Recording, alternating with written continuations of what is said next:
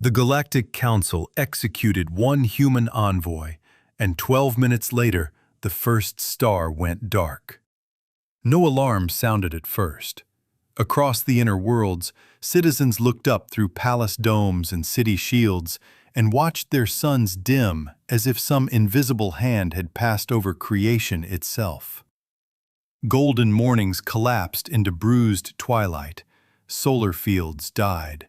Navigation grids flickered. Warship docks lost power one deck at a time.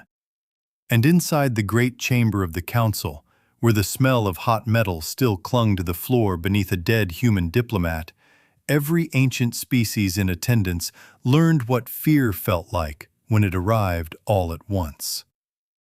Ambassador Nathan Vale had come to the Citadel unarmed, as all envoys were required to do.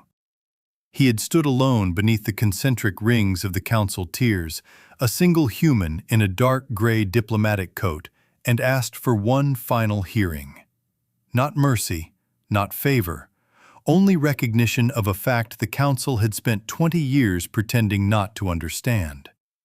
Terran convoy lanes were being raided. Human colonies beyond the Perseus Verge had been boarded, stripped, and burned by council-licensed private fleets. Civilians had vanished.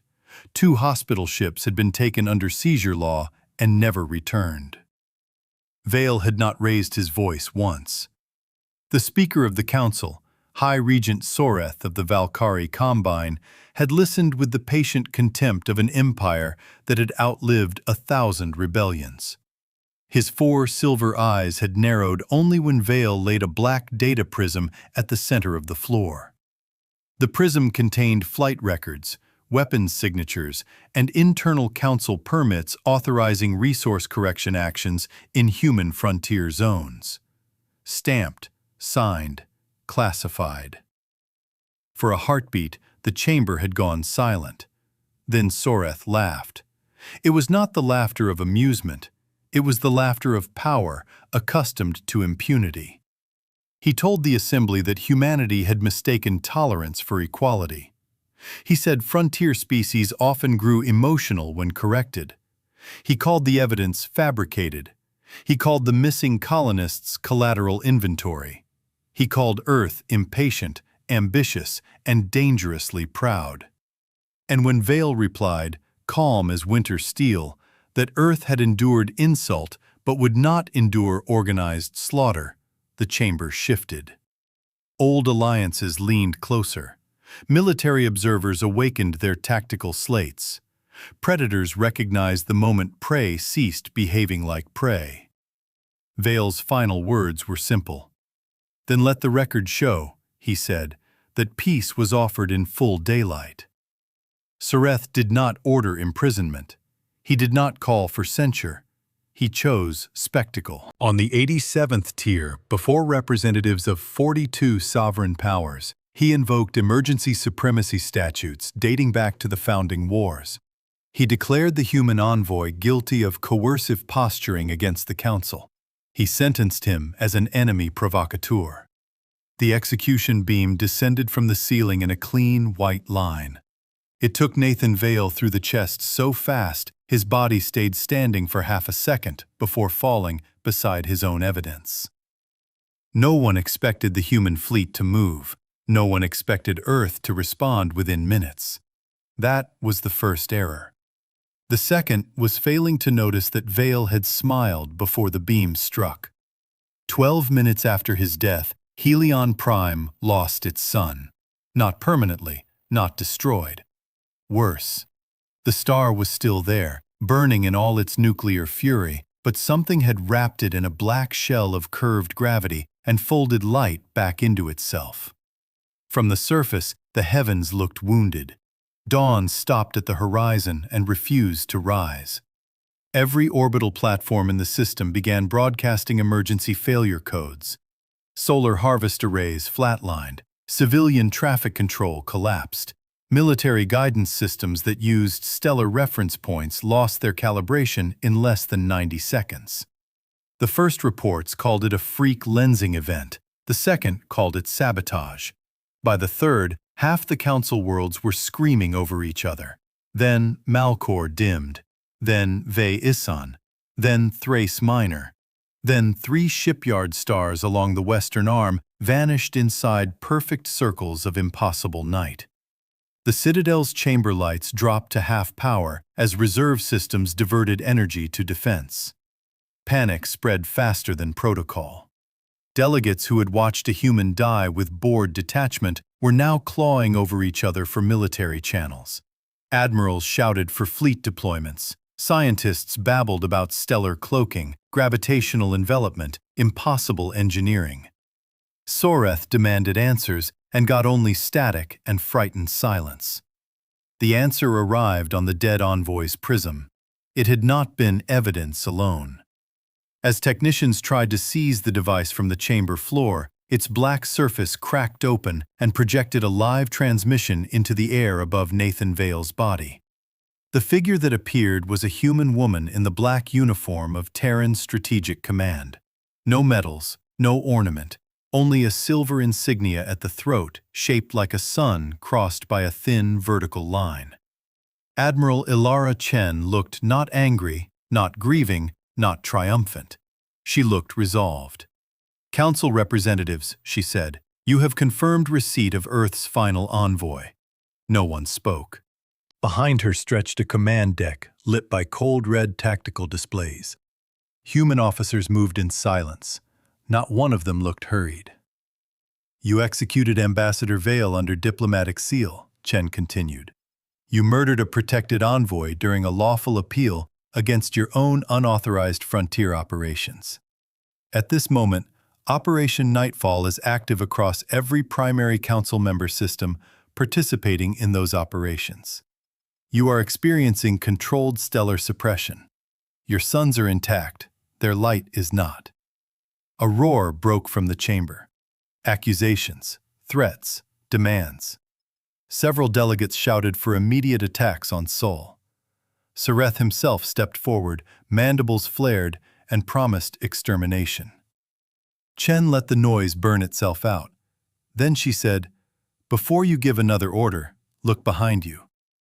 The dome above the council chamber was transparent armor. Normally, it displayed the brilliance of the Citadel star, a white beacon at the center of the old Imperial lanes. Now, there was only a perfect black disk, rimmed by a knife-edge halo. It looked less like an eclipse than an eye that had chosen to close. For the first time in recorded council history, the chamber fell silent without being commanded. Humanity had not built its place in the galaxy through numbers. There were older species, richer powers, greater navies. What humans had built was infrastructure, quietly, patiently. While the council debated prestige, Earth had solved practical problems no one else wanted. The jump beacons that stabilized long-range transit through turbulent sectors. The heliostatic crowns that regulated flare activity around overcrowded core stars. The magnetar deflection lattices that kept radiation storms from gutting shipyards. The Council had leased Terran systems because they were efficient, unglamorous, and astonishingly reliable. Reliable enough that everyone forgot who controlled them. Operation Nightfall used the same latticework. Hidden within 100 legal maintenance contracts and 30 years of approved engineering.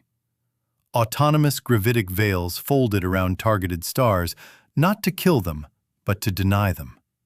Light trapped, heat redirected, navigation blinded, economies frozen, fleets stranded, whole civilizations forced to feel, perhaps for the first time, what helplessness sounded like. The Council tried to strike back within the hour. 3 battle groups translated toward Sol from the Electo Corridor, a corridor Terran mathematicians had opened decades earlier. They never arrived. Mid-transit, the corridor itself collapsed into a maze of inert gravity knots. 2 fleets emerged scattered across empty interstellar dark, far beyond reinforcement range. The third did not emerge at all. Then came the third mistake. The Council assumed Earth was bluffing about restraint. Terran Strategic Command transmitted a complete list of systems currently under stellar suppression, along with emergency support corridors left deliberately open for hospitals, life support shipments, and civilian evacuation. Humanity had blinded military worlds, shipyards, weapons foundries, and governing capitals. They had not touched agricultural moons, medical sanctuaries, or neutral habitats. Every suppression pattern was surgical. Every exempted lane proved intent. This was not revenge made wild, it was punishment made precise. That frightened the galaxy more than slaughter would have, because slaughter can be dismissed as madness. Precision cannot. 3 days into the darkness, the first Council outer fleets began to die. Not in battle, in confusion. Without stabilized stars, long-range targeting degraded. Refueling windows collapsed. Automated depots fell offline. Navigation buoys drifted. Old enemies on the frontier took advantage. Pirate clans vanished from human space, only to reappear in Council supply routes, attacking the very privateer squadrons once paid to raid Terran colonies. Merchant blocks halted all movement through darkened lanes. Insurance syndicates froze war coverage. Refugees began pouring away from core systems that had never imagined they could fail. And everywhere, on every emergency channel, people kept asking the same question. How long had humanity been capable of this? The answer came from a place no one expected. On the 5th day, Archivist Prelate Tovan of the Ascari entered the Council chamber carrying sealed records from the Founding Age. He was older than most political maps. He rarely spoke. When he did, governments listened. Tovan informed the Assembly that Earth's heliostatic architecture had not been a Terran invention in the narrow sense the Council assumed. Humanity had inherited fragments of it from a dead perimeter civilization, and then improved it beyond recognition. For 2 centuries, human engineers had proposed integrating stellar control systems under shared legal authority. The Council had refused every time. It had preferred the convenience of Terran management without the vulnerability of Terran oversight. So humanity built the oversight anyway. Not through conspiracy, through competence. Each denied seat at the Council became another contract. Each insult became another installation. Each delayed vote on full membership became another decade of Terran technicians embedding themselves into the arteries of civilization, until the galaxy's brightest empires were resting their weight on human hands, and calling those hands minor. The old archivist finished speaking and sat down in the half-dark like a witness at a funeral. Sareth ordered his arrest. No one moved, because another message had arrived. This one was not for the chamber. It was for every flagship in the Council Navy. Screens across 100 bridges lit at once with a simple tactical image. Their current positions, ammunition states, reactor strain levels, escort formations, and projected survival times under continued stellar suppression. The information was exact. Invasive, impossible. At the bottom of each feed was a single line. We built your roads. We mapped your fuel. We know where you are when your suns go out. That night, 7 Council admirals resigned. 4 attempted mutiny against Central Command. 1 shot himself on the bridge rather than order an advance blind into human-held dark. Still, Sareth refused terms. He was a creature of empire, and empires often mistake momentum for immortality. He announced a total war resolution from the darkened citadel. He promised every member species that the human homeworld would burn. He conscripted neutral fleets. He suspended civil protections. He ordered the seizure of all Terran citizens inside Council space. By dawn, every detention facility holding humans had lost power, life support, and internal security for exactly 6 minutes. 6 minutes was enough. Not for escape alone, for extraction.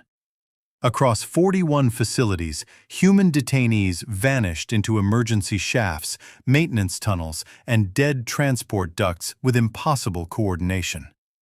Some were met by stealth craft no sensor had seen. Some were let out by local workers who had decided, after days without sunlight, that perhaps the species now controlling the stars deserved a hearing. In one prison moon, the guards opened the cells themselves after receiving proof that Council forces had planned to use the prisoners as hostages. The next transmission from Earth was not military. It was Ambassador Vale's final message, released posthumously to the public. He had recorded it before entering the chamber. There was no rage in it, no plea.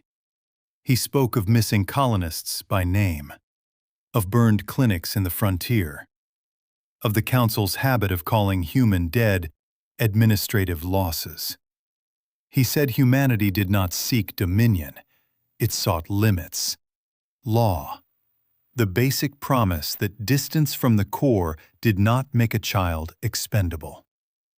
He ended with one sentence that spread through the darkened worlds like fire through dry air. If they kill the voice asking for peace, then understand what they are saying about themselves. The Council's certainty began to crack. Riots broke out on 3 capital worlds. Families of conscript sailors demanded recall. Trade houses suspended support. Smaller species that had quietly suffered the Council's corrections for centuries started asking why the humans had been the only ones willing to challenge the system openly. On 2 worlds, auxiliary garrisons refused orders to deploy against Terran relief ships carrying emergency generators into civilian zones the Council itself could no longer reach. That was when Soreth gambled everything. He moved the Citadel. The station was ancient, massive, and theoretically invulnerable.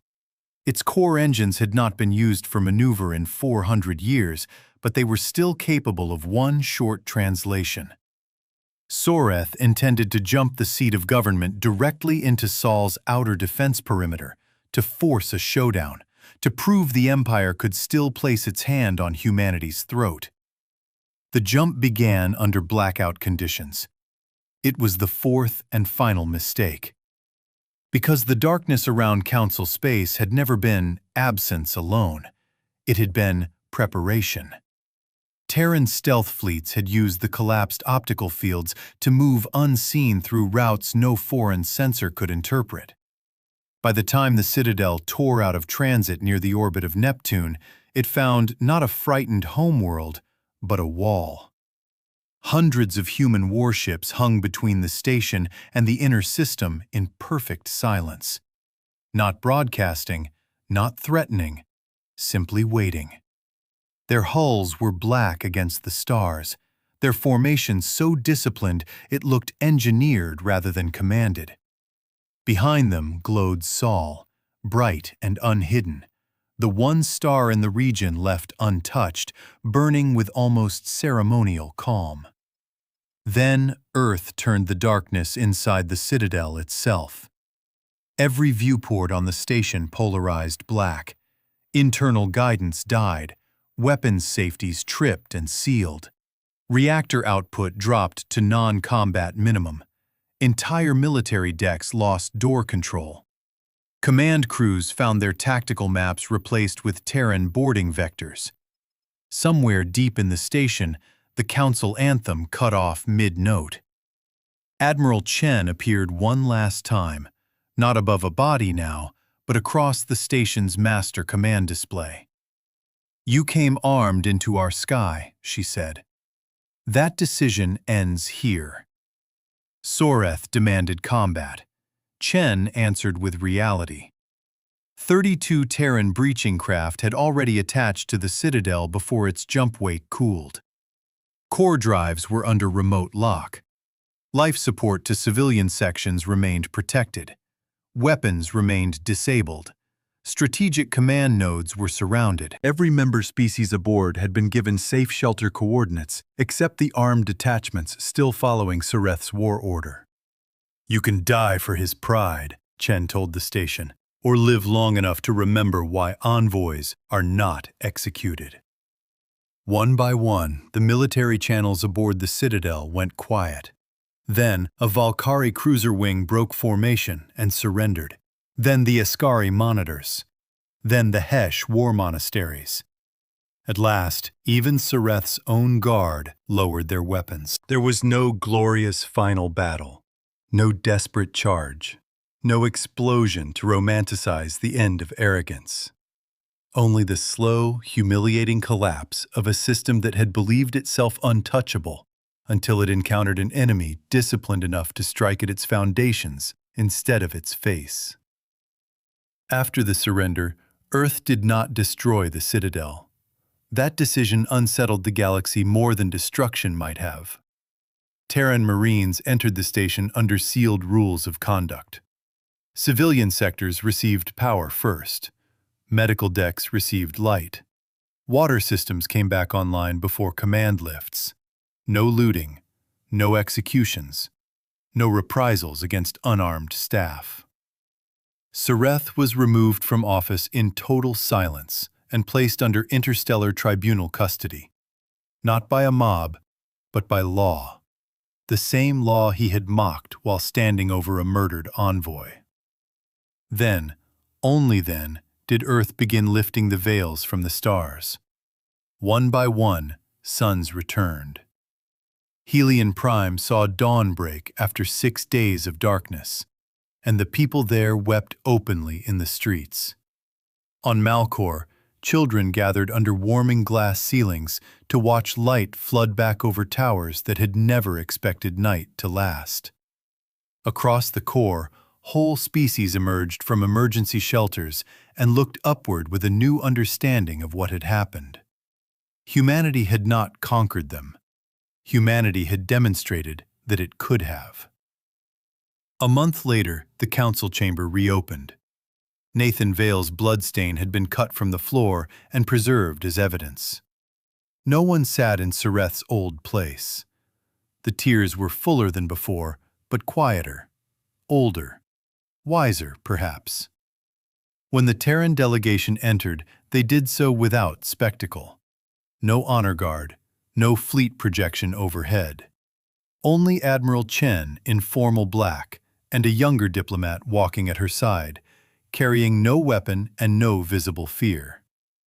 This time, every species in the hall stood.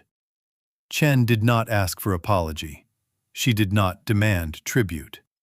She requested binding frontier protections, full tribunal review of all licensed raids, independent transit oversight, and permanent diplomatic immunity statutes no council emergency could override again. She requested voting parity for frontier powers, not just Earth. She requested names of the dead be entered into the central memorial record, including colonists once dismissed as inventory. And when one trembling delegate asked why humanity had not simply taken control after proving no one could stop it, Chen looked toward the empty center of the chamber where Nathan Vale had fallen. "Because we did not shut down your stars to rule you," she said. "We shut them down so you would finally see."